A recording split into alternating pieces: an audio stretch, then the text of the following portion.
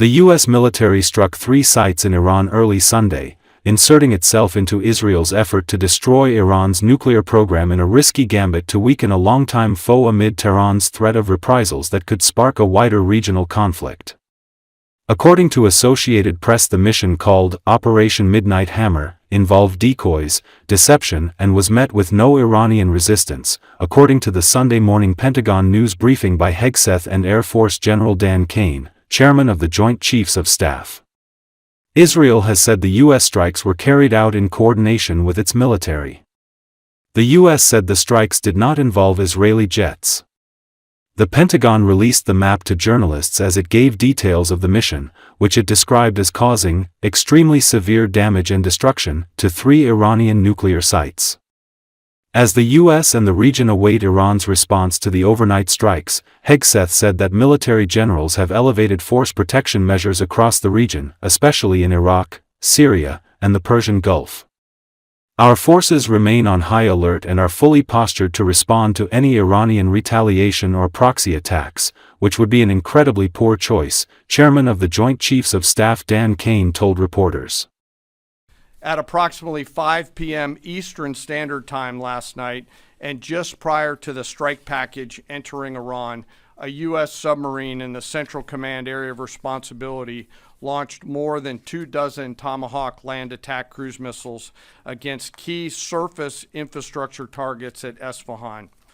As the Operation Midnight Hammer strike package entered Iranian airspace, the U.S. employed several deception tactics, including decoys, as the 4th and 5th generation aircraft pushed out in front of the strike package at high altitude and high speed, sweeping in front of the package for enemy fighters and surface-to-air missile threats.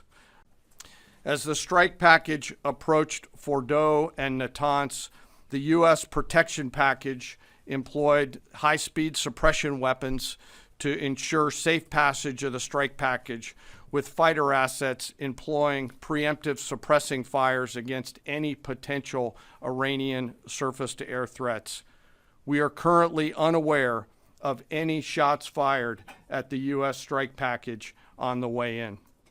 At approximately 6:40 p.m. Eastern Standard Time, 2:10 a.m. Iran time, the lead B-2 dropped 2 GBU-57 massive ordnance penetrator weapons on the first of several aim points at Fordow. As the president stated last night, the remaining bombers then hit their targets as well, with a total of 14 MOPs dropped against 2 nuclear target areas. All 3 Iranian nuclear infrastructure targets were struck between 6:40 p.m. and 7:05 p.m. Eastern Time. Again, that's about 2:10 in the morning local time in Iran, with the Tomahawk missiles being the last to strike at Isfahan to ensure we retain the element of surprise throughout the operation. In total, U.S. forces employed approximately 75 precision-guided weapons during this operation. This included, as the president stated last night, 14 30,000-pound GBU-57 massive ordnance penetrators, marking the first ever operational use of this weapon. I know that battle damage is of great interest. Final battle damage will take some time, but initial battle damage assessments indicate that all 3 sites sustained extremely severe damage and destruction. More than 125 U.S. aircraft participated in this mission, including B-2 stealth bombers. Well prior to the strike, General Kurilla elevated force protection measures across the region, especially in Iraq, Syria, and the Gulf. Our forces remain on high alert and are fully postured to respond to any Iranian retaliation or proxy attacks, which would be an incredibly poor choice. We will defend ourselves. The safety of our service members and civilians remains our highest priority. U.S. President Donald Trump is weighing active U.S. military involvement in the Israel-Iran war, and was set to meet with his national security team Saturday evening. According to Associated Press, he has said he would put off his decision for up to 2 weeks. Barring a commando raid or even a nuclear strike, Iran's underground Fordo uranium enrichment facility is considered out of reach to all but America's bunkerbuster bombs. The U.S. has only configured and programmed its B-2 Spirit stealth bomber to deliver the bomb, according to the Air Force. On Saturday, multiple U.S. aerial refueling tankers were spotted on commercial flight trackers flying patterns consistent with escorting aircraft from the central U.S. to the Pacific. B-2 bombers are based in Missouri. It was not clear whether the aircraft were a show of force or prepared for an operation. The White House and Pentagon did not respond to requests for comment. On Saturday, Iranian Foreign Minister Abbas Araghchi said U.S. military involvement would be very, very dangerous for everyone. He spoke on the sidelines of an Organization of Islamic Cooperation meeting in Turkey. Araghchi was open to further dialogue but emphasized that Iran had no interest in negotiating with the U.S. while Israel continues to attack. The war erupted June 13, with Israeli airstrikes targeting Iran's nuclear and military sites, top generals and nuclear scientists.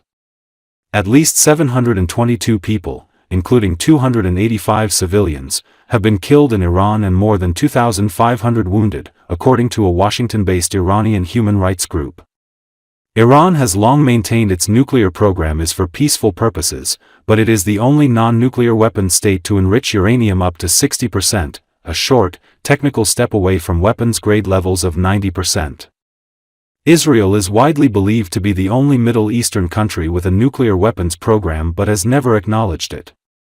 Israeli Prime Minister Benjamin Netanyahu has said Israel's military operation will continue for as long as it takes to eliminate what he called the existential threat of Iran's nuclear program and ballistic missile arsenal. No date was set for a new round of talks after ones in Geneva on Friday failed to produce a breakthrough.